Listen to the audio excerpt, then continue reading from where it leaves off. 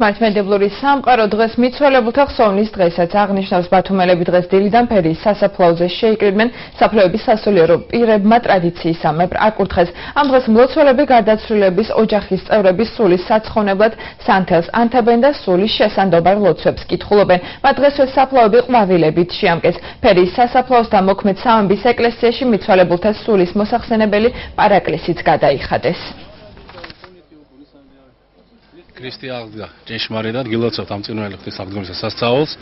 დღეს არის აგრეთვე წმინდა გიორგობა და მიუხედავად ამისა ხდებათ ეს საფლავების კურთხება, ჭირისუფალი გამოდის საფლავებზე და მოიგონებს მათ გარდაცვლილებს, რომელიც დაწესდა პატრიარქის მიერ და არის ჩვენ სასაფლაოზე ტრადიცია. ასევე არის მიცვალებულთა ხსენების დღე 14 მაისს აღდგომიდან შემდეგ სამშაბათს ასევე ხდება ამ დროს საფლავების კურთხებაც და მათთვის ჩვენი წინაპრებისათვის პატივის მიღება. მარიცაკა მყავს და ერთადერთი შვილი და მეღობა და იგი საკა მყავს.